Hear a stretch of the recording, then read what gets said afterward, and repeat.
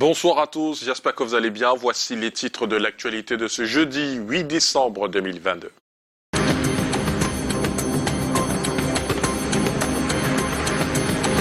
À la une ce soir, les forces de l'ordre viennent encore de marquer des points dans la lutte contre l'insécurité. Elles viennent de mettre la main sur 4 personnes suspectées de fabriquer des faux billets de banque. Les infortunés les utilisaient pour arnaquer leurs victimes dans le nord-ouest et à l'extrême nord. Ils échappent de justesse à la mort. 10 personnes ressortent vivants d'un accident de la circulation à Eban, banlieue de Yaoundé. Le choc de l'incident a complètement broyé l'un des véhicules impliqués. L'histoire de ces miraculés à suivre dans cette édition. Et les États-Unis en quête de renforcement des relations avec le Cameroun. La ville du Texas tend la perche aux communes camerounaises. 2 maires de la région du Sud-Ouest y ont été invités pour bâtir un pont commercial. Voilà pour les titres.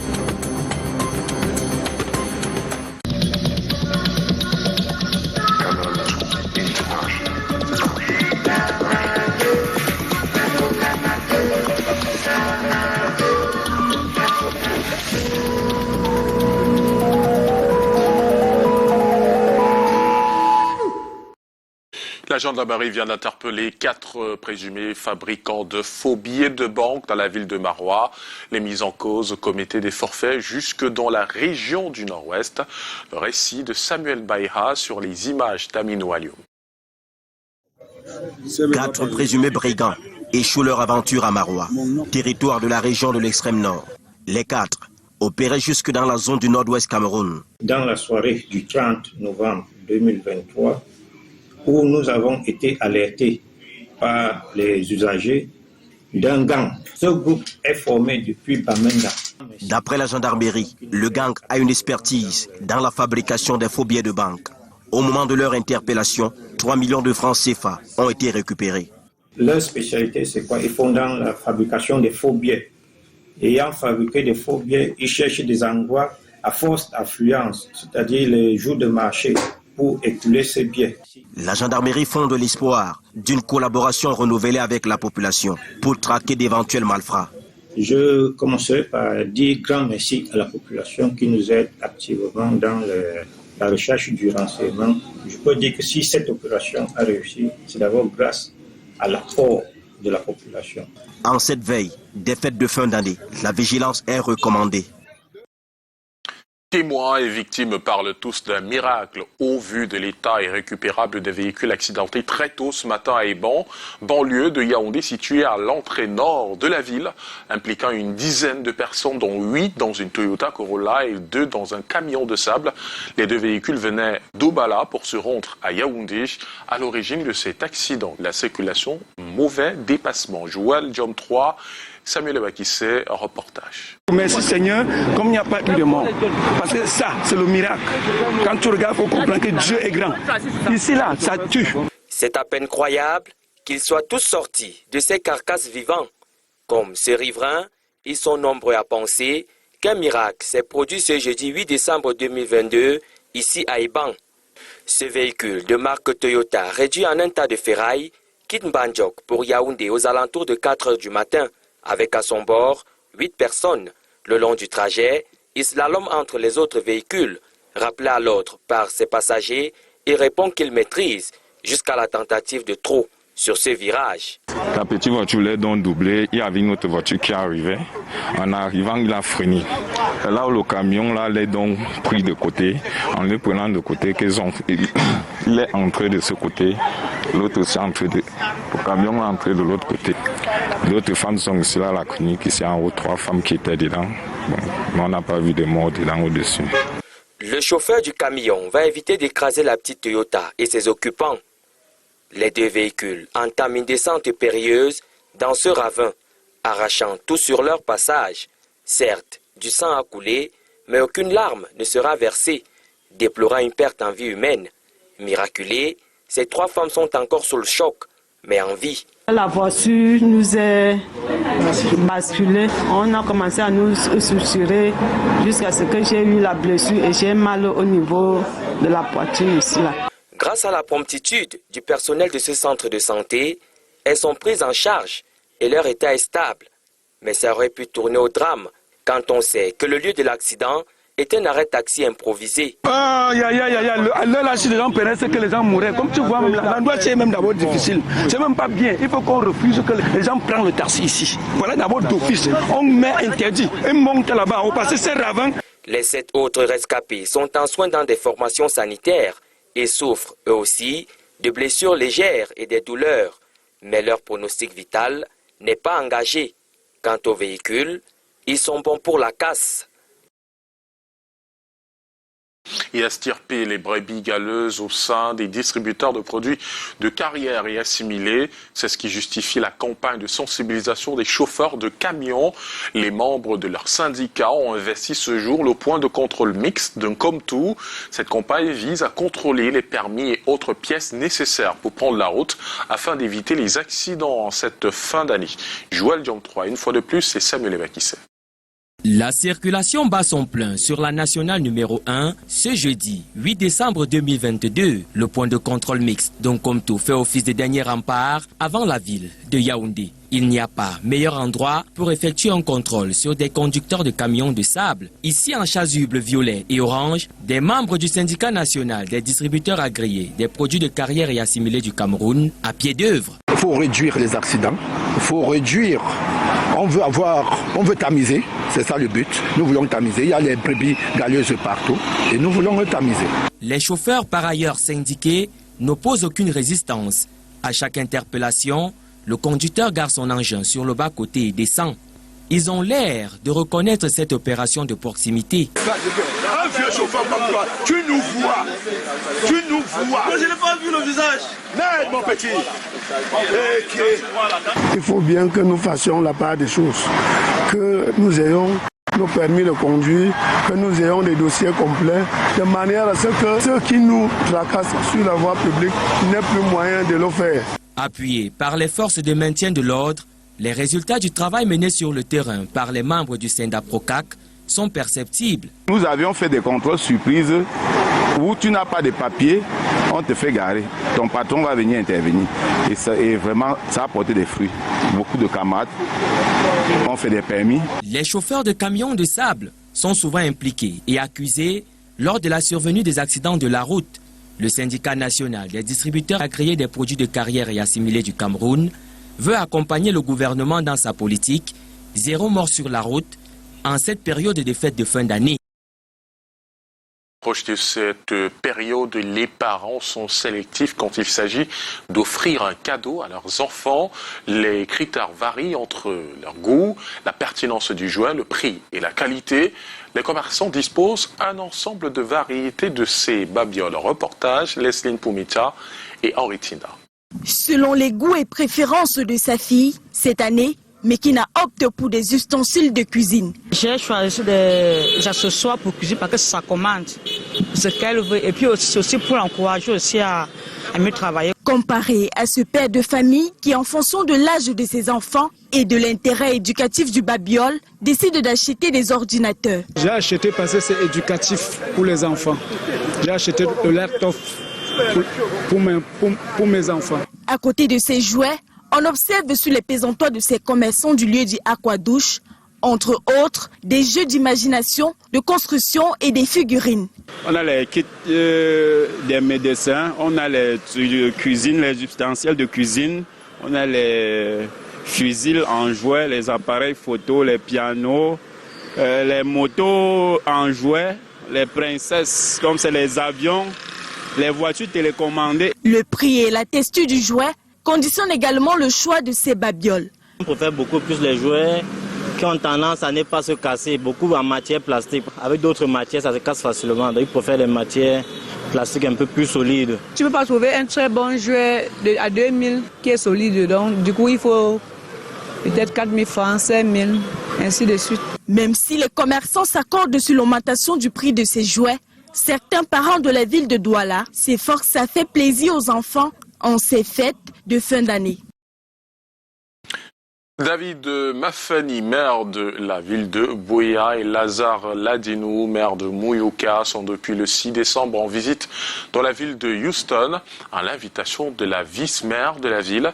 Il est question de bâtir un pont commercial entre la ville du Texas et les communes camerounaises. Plus de précisions dans cet élément d'Aimé Catherine Mokori. Tisser des liens et créer des opportunités d'affaires dans les secteurs agricoles et industriels.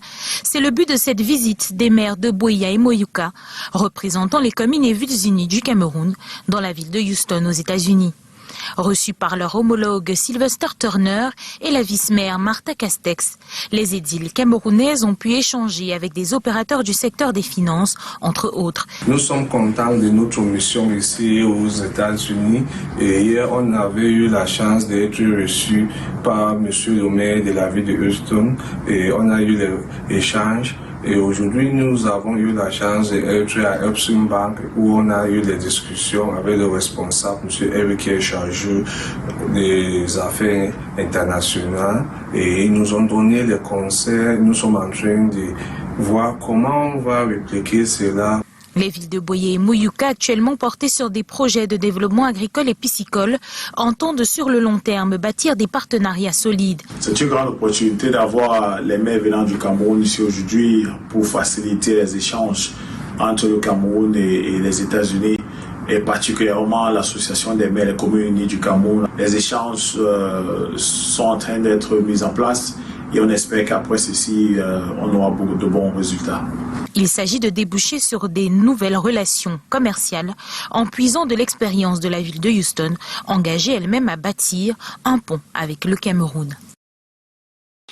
Le bois peut être transformé jusqu'à la 4e génération. Le Cameroun est traversé par le 2e massif forestier au monde, à savoir la forêt équatoriale.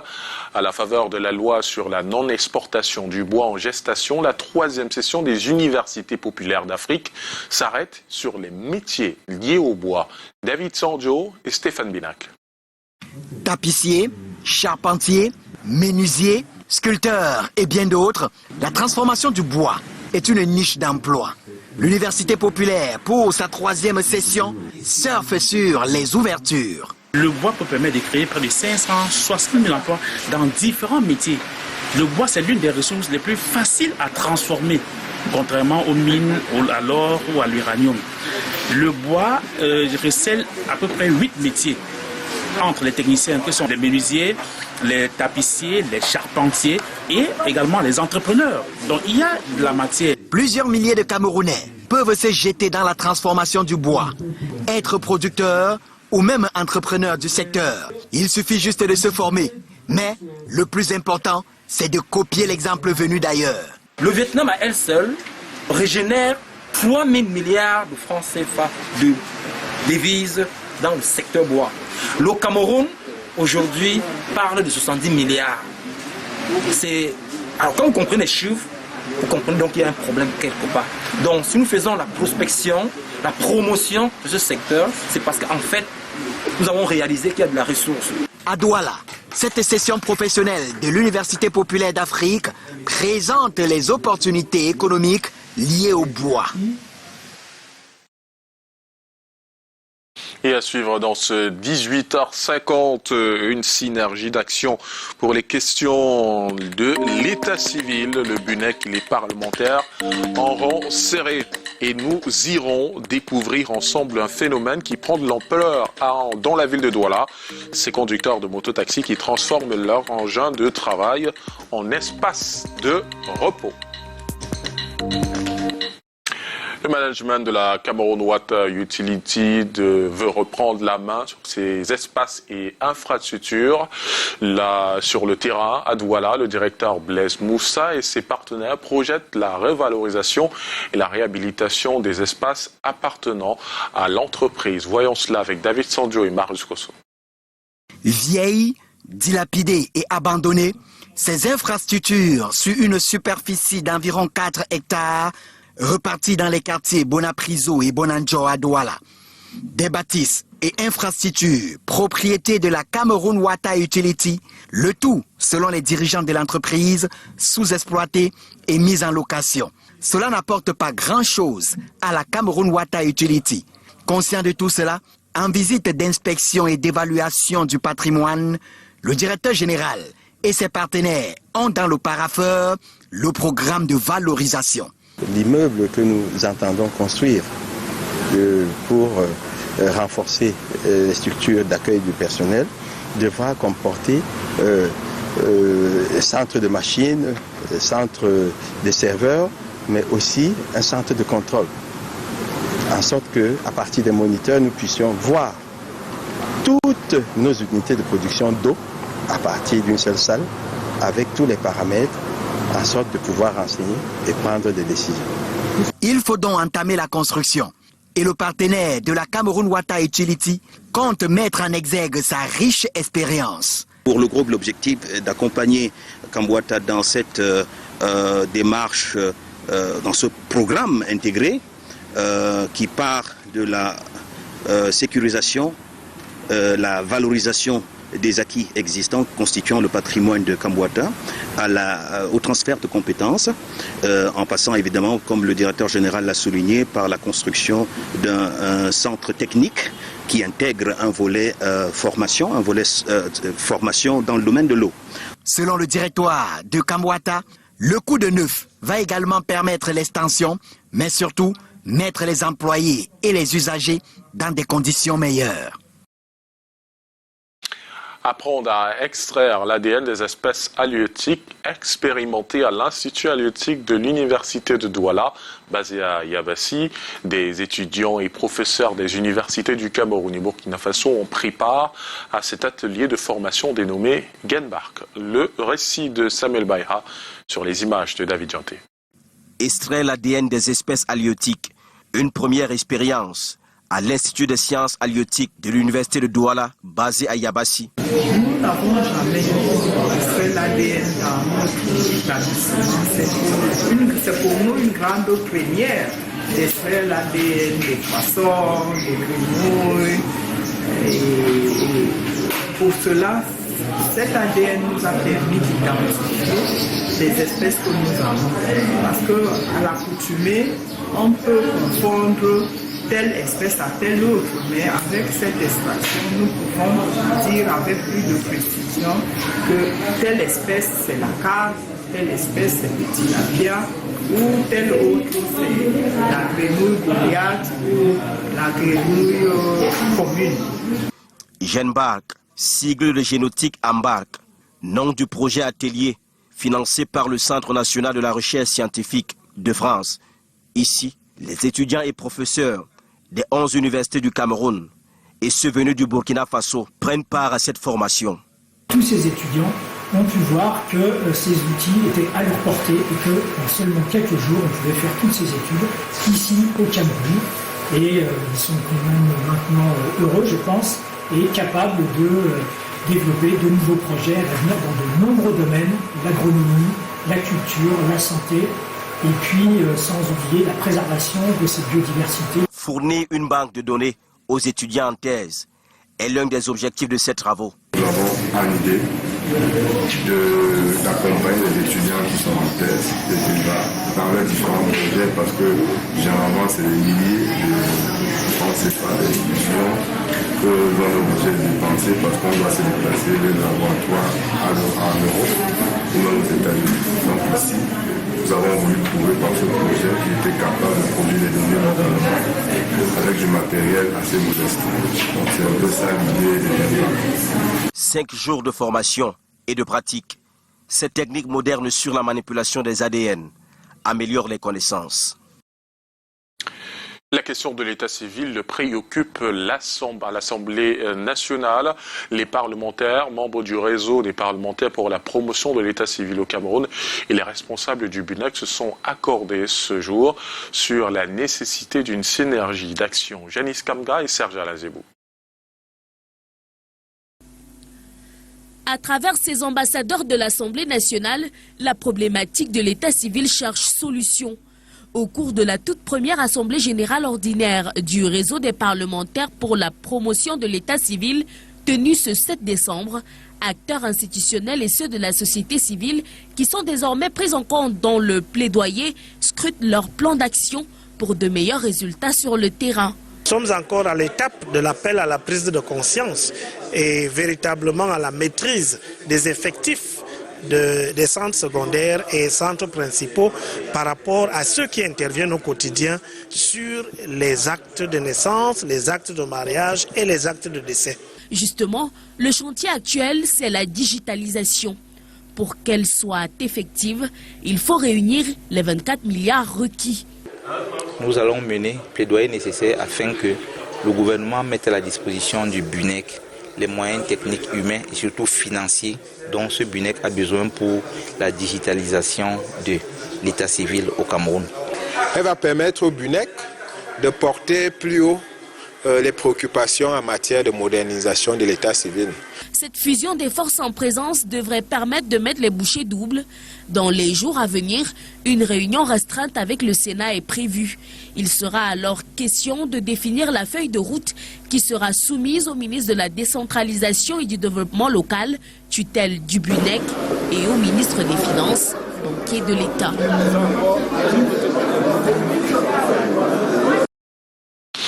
Ils tournent pour la plupart à plein régime. 24 heures sur 24 diront les autres. Ce sont les conducteurs d'engins à deux roues à usage commercial communément appelés benskin. Ils n'ont pas d'abri et lorsqu'arrive le moment de repos, de jour comme de nuit, l'engin sert de chambre à coucher. Une situation qui prend de l'ampleur dans la ville de Douala. Allons à la découverte de ces mototaximens qui dorment à la Belle Étoile avec David Sordio et Henri Tina. Ici, l'une des stations-service du Carrefour Ndokoti à Douala. Il est 3 heures du matin, il est clair, les conducteurs de moto sont dans les bras de Morphée, mais pas dans un lit douillet. Constat, ils n'ont pas d'abri, travaillent de jour comme de nuit, et leurs engins servent de couchette lorsque vient le moment de repos. Approchés, ils sont réfractaires à la caméra, mais le phénomène est bien connu dans le secteur d'activité. C'est déplorable, hein, parce que quand je vois beaucoup d'entre eux qui disent qu'ils travaillent chaque jour, ils dorment dehors, ils dorment sur la moto, ben, en fait, c'est chacun qui connaît comment là ils sont. Il y a certains qui disent qu'ils n'ont pas où habiter. Il y a d'autres qui disent qu'ils viennent des villes comme des petites périphéries comme Konsamba, Manjo, tout. Ils viennent chercher l'argent afin d'aller chez eux le week-end. À chacun sa position. L'essentiel est le repos. Mais travailler mieux, conduire un engin à 2 roues sans avoir le lieu où se reposer ou tout au moins prendre une douche inquiète. L'animal est plus responsable par rapport à celui qui n'ont pas d'abri. Vraiment. L'homme a créé un être humain pour qu'il a là où il doit se reposer. C'est très dangereux. Vous ne pouvez pas vivre avec une personne où vous ne connaissez pas normalement d'où il sort, d'où il vient, d'où il habite. C'est très dangereux.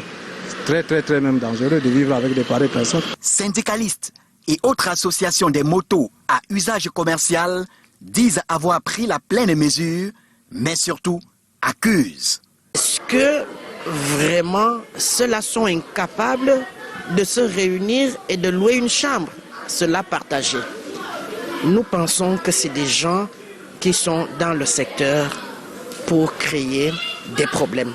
Je ne crois pas qu'un benskiner peut manquer au moins 10 000 pour louer une chambre, pour y habiter, pour aller dormir dans la rue, et se lever le lendemain sans se laver, sans se brosser, se mettre à conduire les gens.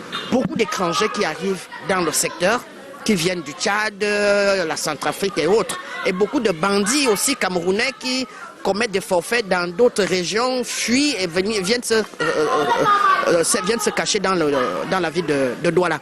Accusés de pourrir le secteur d'activité, la répression s'annonce. Sur la route, ils transportent d'un point à un autre et au moment de prendre la sieste, chacun a sa petite idée.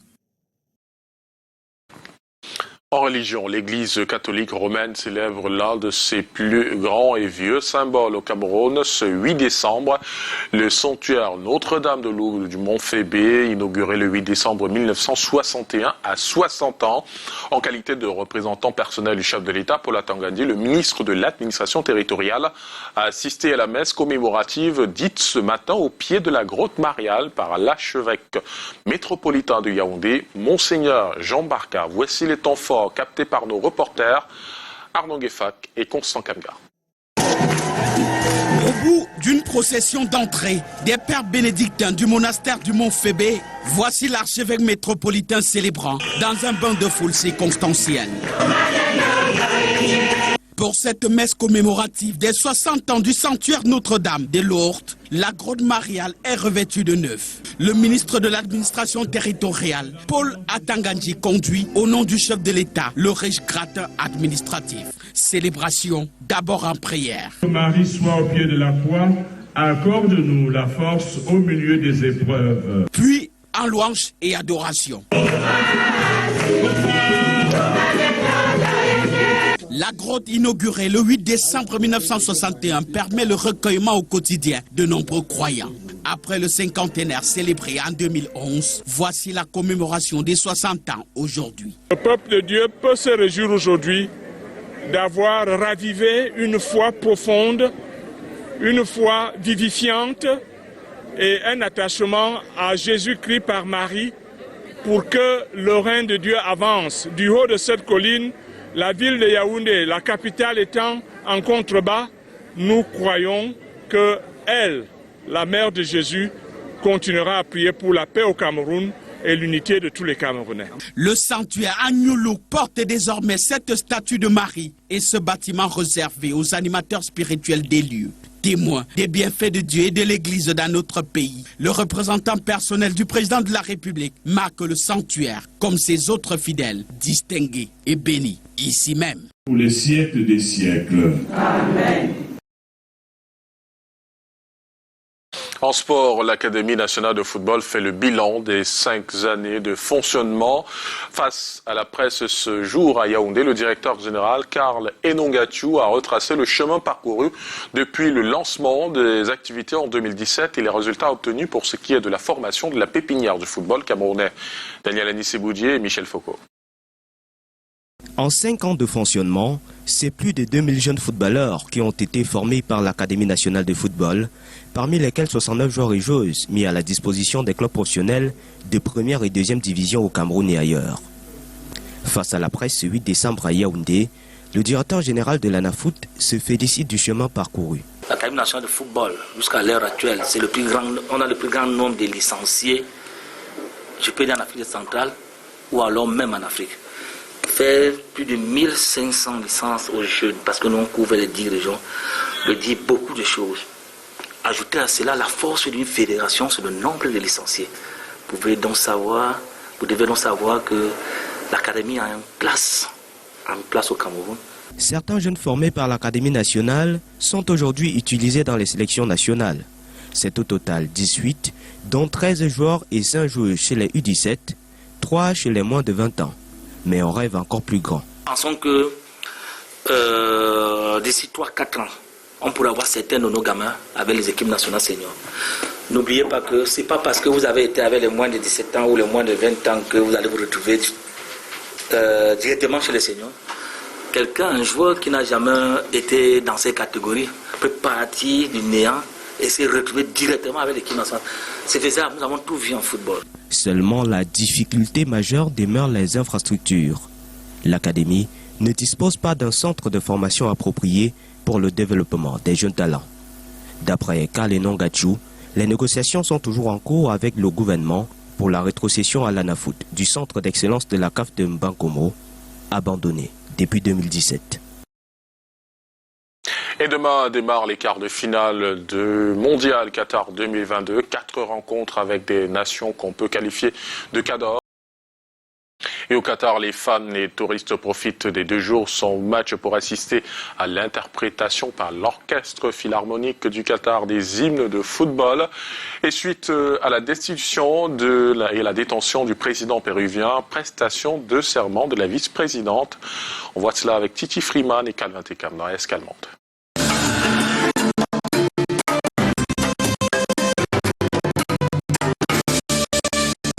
À Dirdawa, dans l'est de l'Éthiopie,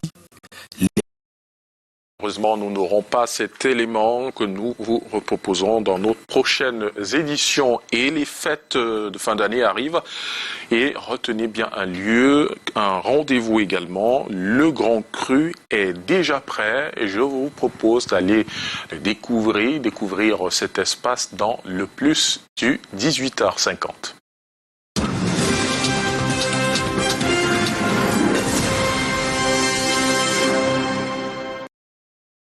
C'est un cadre majestueux, un espace moderne, salubre et sain pour vos moments de détente.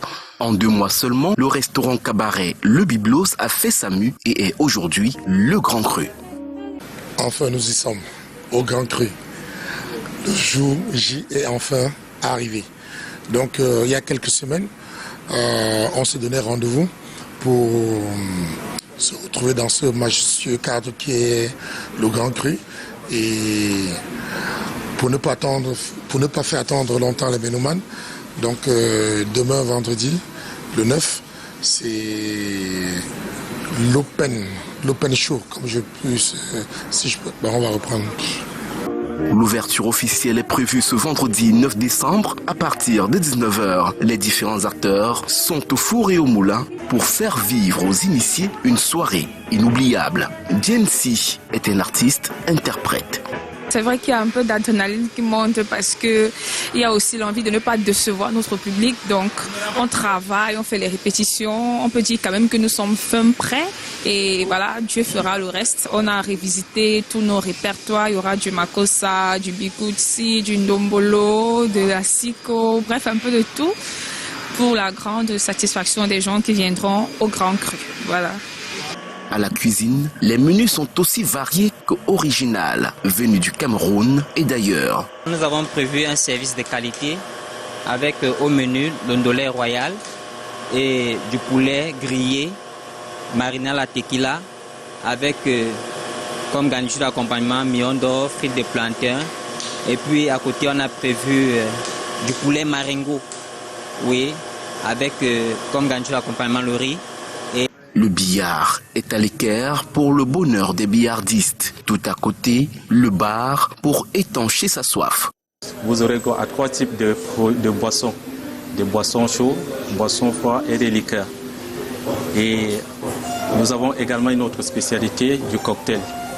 Le Grand Cru, c'est aussi du cigare, du flipper, un personnel qualifié, un ascenseur décoré aux couleurs de la Coupe du Monde de football Qatar 2022, des écrans plats pour vous faire vivre en direct les matchs de football. En matière gastronomique, je puis vous rassurer que nous avons l'une des plus belles tables du Cameroun. Vous avez pu apprécier le chef cuisinier en action avec tous les commis, parce que la restauration ici, c'est à partir de midi.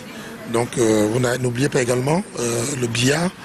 On a parlé également du cigare. Donc, c'est un club réservé vraiment aux fins initiés. Le rendez-vous est pris le 9 décembre au complexe Biblos, face Hôtel Beau Séjour à Kouadouala.